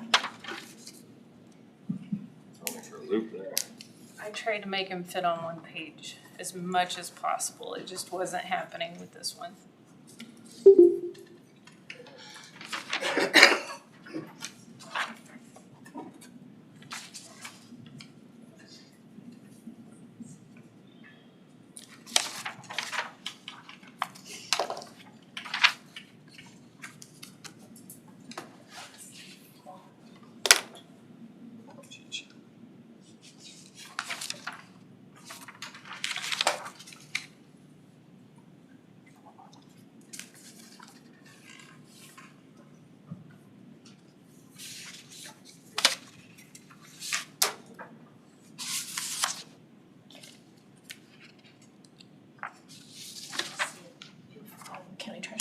just wants to do it.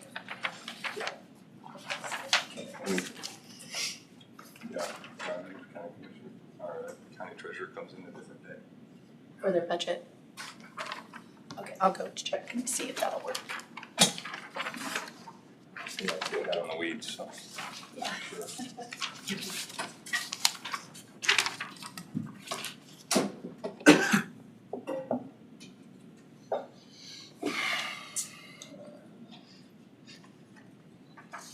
Assuming that, go on to the next item. Yep, so the next item, on April 14th, the Board of County Commissioners directed the Planning and Zoning Board to review the legal components and consider certain proposed revisions to Article 27 from some draft language that was provided. Proper notice was given and a public hearing was held to allow for public input, and the proposed text amendments were considered at the last Planning Commission meeting on May 22nd. And as a result of that meeting, there was discussion amongst the board that included concern about reviewing the proposed Article 27 amendments prior to legal review. There are some valid points in the document, however, as it reads, it can be perceived as a regulatory prohibition. The Planning Commission is looking to the Board of County Commissioners to determine whether the county wants to prohibit future wind development, prohibit development in certain townships, tighten the current regulations, or keep the current regulations the way they are. There was a motion made to return the proposed amendments back to the Board of County Commissioners for legal review, and then have the Board of Commissioners send it back to the Planning Commission for review and recommendations. Further review of the proposed amendments is tabled until it comes back from the Board of County Commissioners. So the Planning Commission was not comfortable continuing discussion on the draft or on the proposed language until there's some legal review of that document. They felt that was counterintuitive. It would take more time to do that, basically. And then they would also like to have your direction. You know, what direction is the county going with this issue? Do you want to talk about a complete ban across the county? Are you looking for some amendments to specific areas in the regulations? Do you want to leave the regulations the way they are? Are there certain townships that maybe could have like an overlay district where wind production is prohibited? That's one item. My opinion, that's one item. The other item would be to have council leave someone unqualified to look over the text amendments and make sure they're legal and enforceable.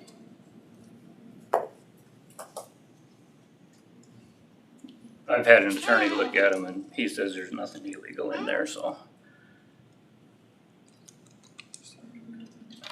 I guess, you know. So there's a few different things here as far as direction though. Yeah, far as direction, I don't think it's proper to say no wind turbines in these 4 townships, but the rest of the county, we're not gonna protect you.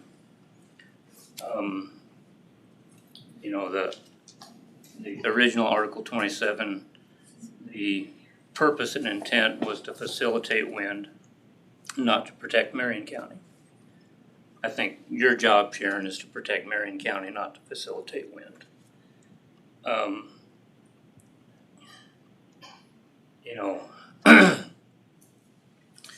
we've got people here that, and a huge number at the planning and zoning meeting, that if you'd asked the question there, how many of you here want no more wind turbines in the county.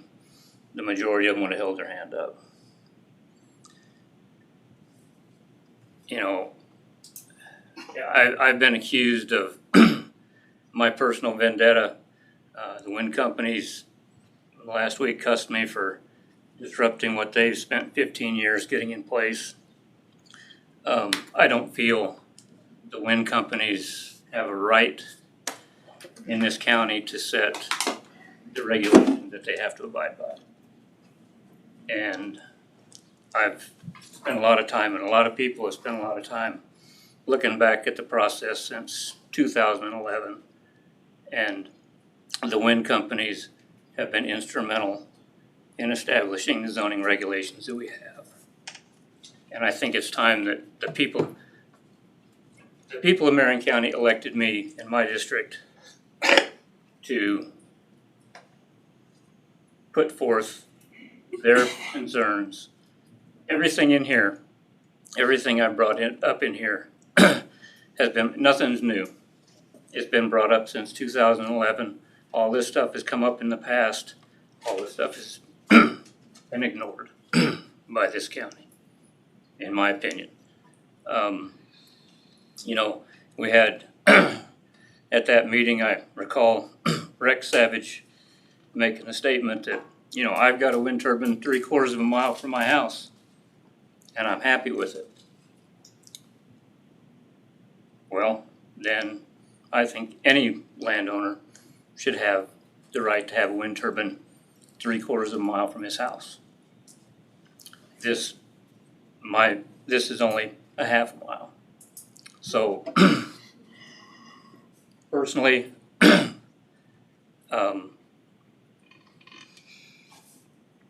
don't know why there's such a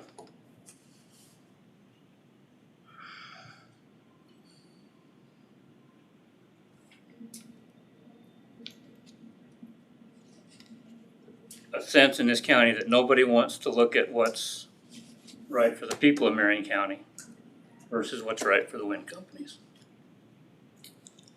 So that's my take on it. Just want to break it out here. I want to make a motion to direct staff, Brad, to make sure that the text amendments are legal and enforceable.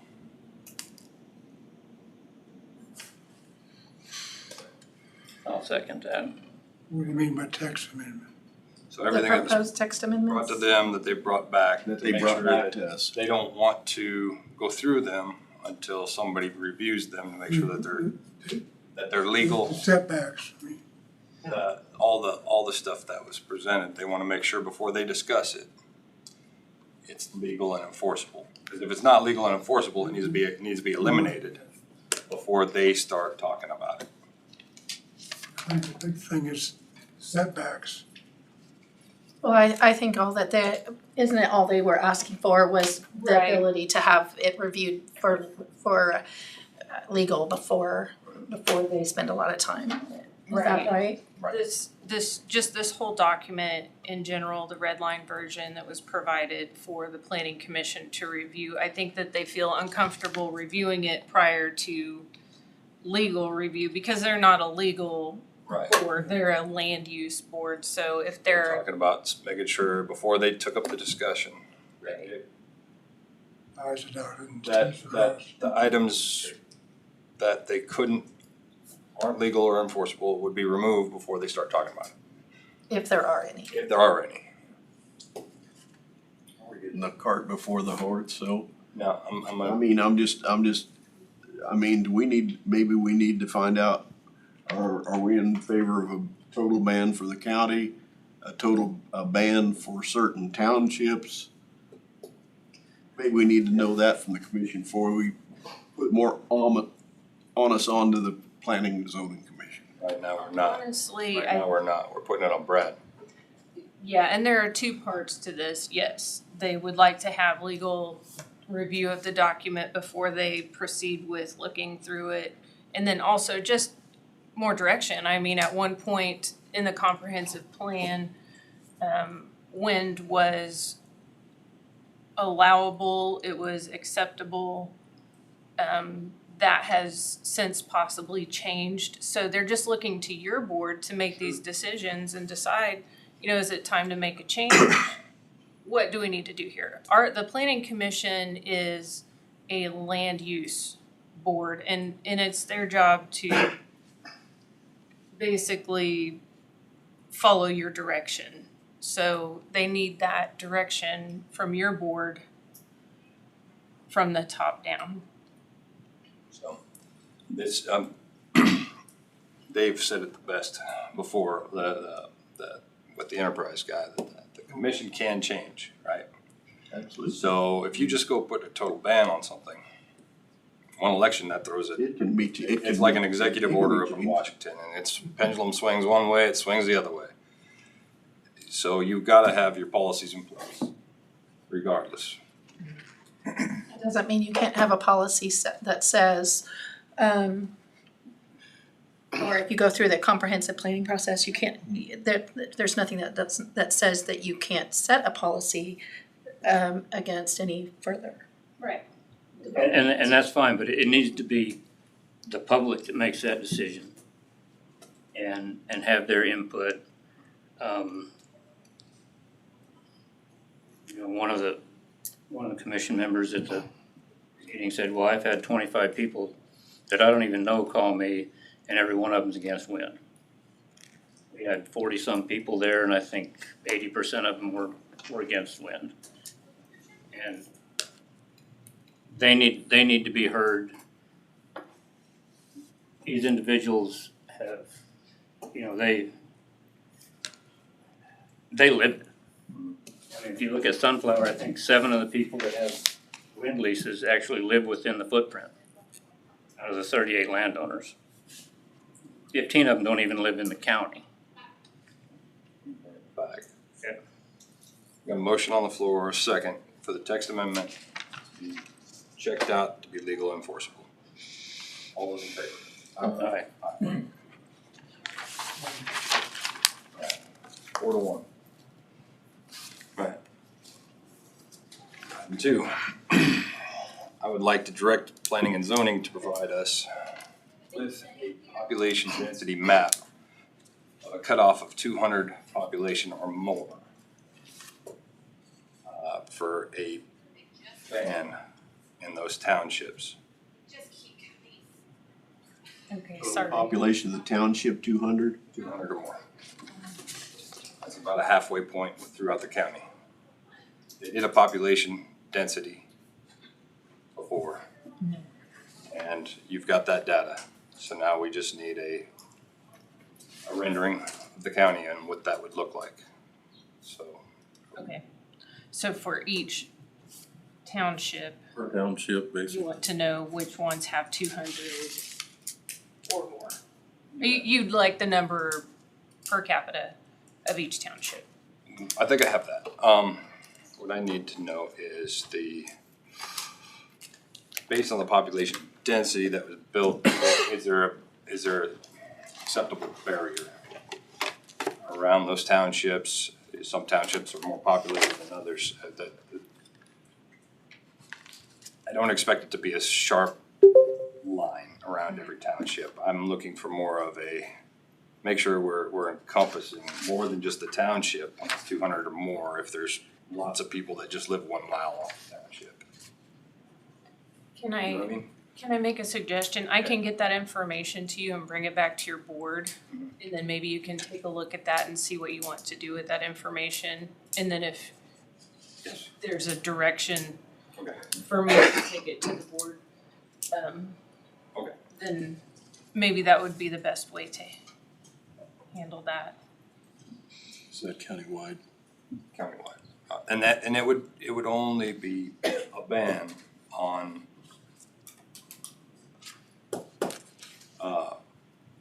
future Four townships. future and improvements, Expansion. expansion or improvements. So you'd have to grandfather in anything that was an existing area that met that criteria, because you don't want to bankrupt them.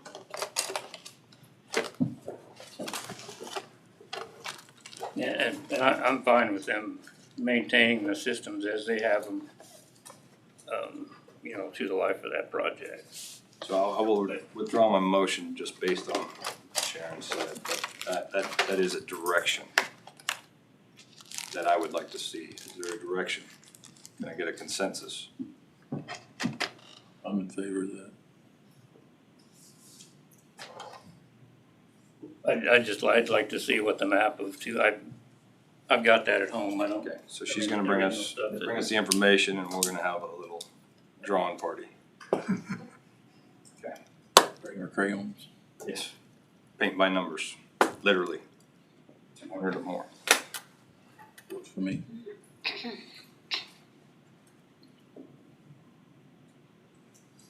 So, as far as planning and zoning goes, You think that's just next week or something? Yeah, I should be able to have that by next week or the week after. very good. Let us know. Yeah, I'll let Tina know when I have that so she can get that out to you and we can get it put on on your agenda. We can look at it before the meeting, Norman.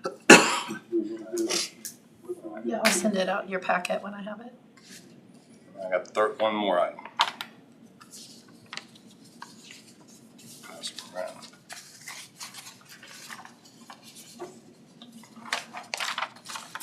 Two sheets to it.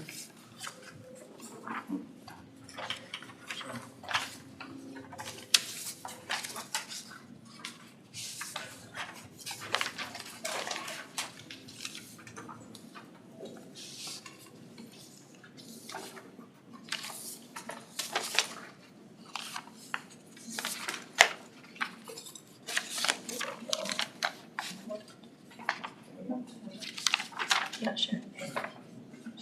Oh, sure. Got one? All right. So, since this is all gonna take some time, between the population density, probably not so much, but Brad reviewing what is legally and enforceable, I feel like it is appropriate to go ahead and extend the moratorium. Provide ample time for all this stuff to come through. So I would like to make a motion to approve a resolution 2022-25-14, a resolution providing an extension of the current temporary moratorium. Basically lays out from the end of the current moratorium of September 9th, 2025, for an additional 4-year period from September 9th, 2025.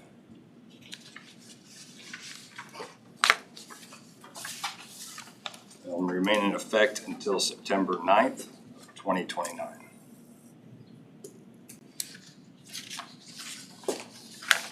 That's my motion.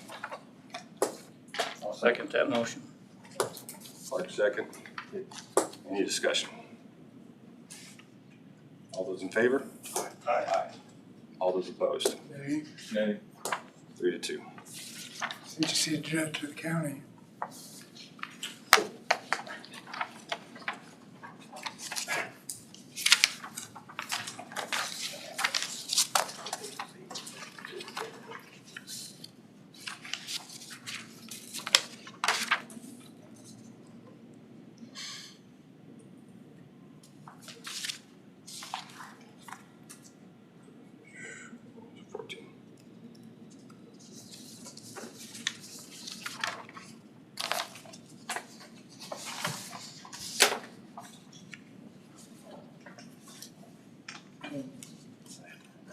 I'd like a reasonable.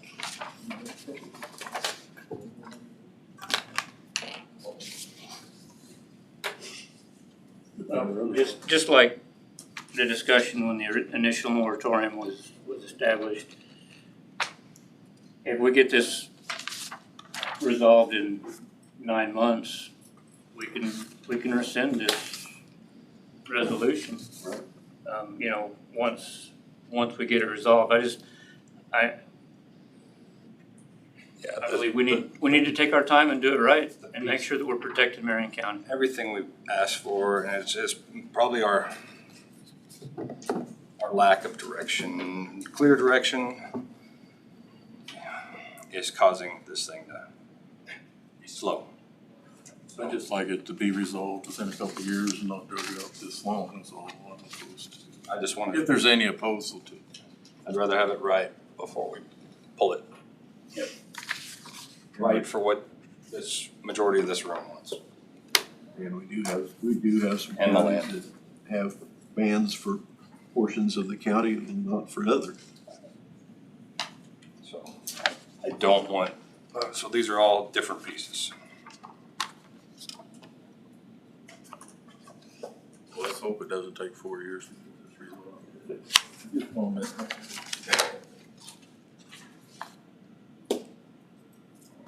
So I don't know that there's anything else for planning and zoning, is there? Right. Good? Yes. All right. Okay, thank you. Be adjourned.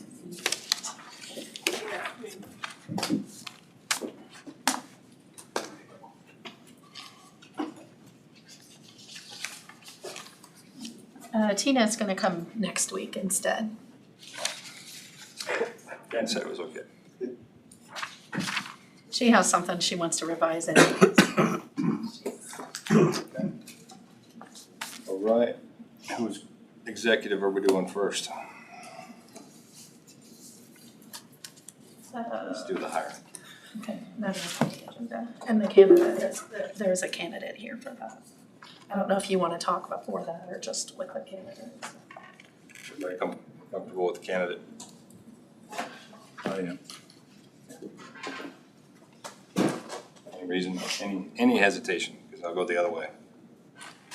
My account. I move that we recess into executive session to discuss hiring pursuant to KSA 75-4319. Item number 1, personal matters of non-elected personnel with the board, Tina, Brad, and an applicant for EMS. Director for 15 minutes until 3:15. With the open session to resume back in the commission chambers following the closed session. Number 25. 14. Second by Ken. All those in favor? Aye. Aye. 5.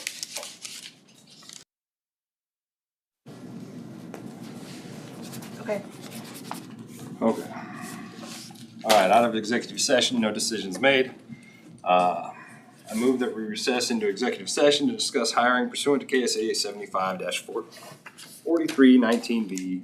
Item number 1 for personnel matters of non-elected personnel with the board, Tina, Brad, and the applicant for EMS. Director for 5 minutes until 3:25.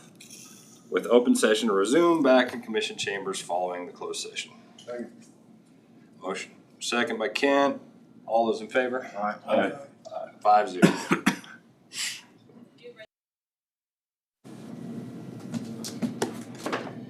All right. All right, out of executive session, no decisions made. Brad, do we have anything for public comment or public? No, just executive. All right. I move that we recess into executive session in order to discuss pending litigation pursuant to KSA 75-4319B for item number 2 for consultation with our attorney in matters deemed privileged under attorney-client privilege with the board, Brad, Tina, for 10 minutes until 3:35 with open session to resume back in commission chambers following the closed session. Second. All those in favor? Aye. 5-0.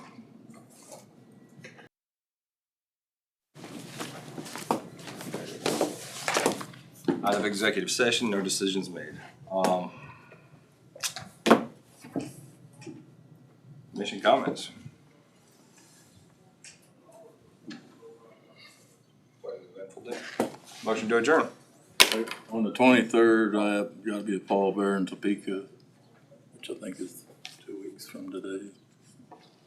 The odds of not being able to participate will come into play. My dad's youngest sister is the last of his siblings.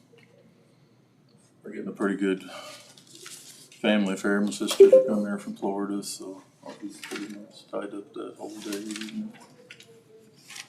Can't use the earphones and just use your phone during the service? I don't know. All right. Motion. Probably not. Motion to adjourn. Second. Second by Kent. All those in favor? Aye. 5-0.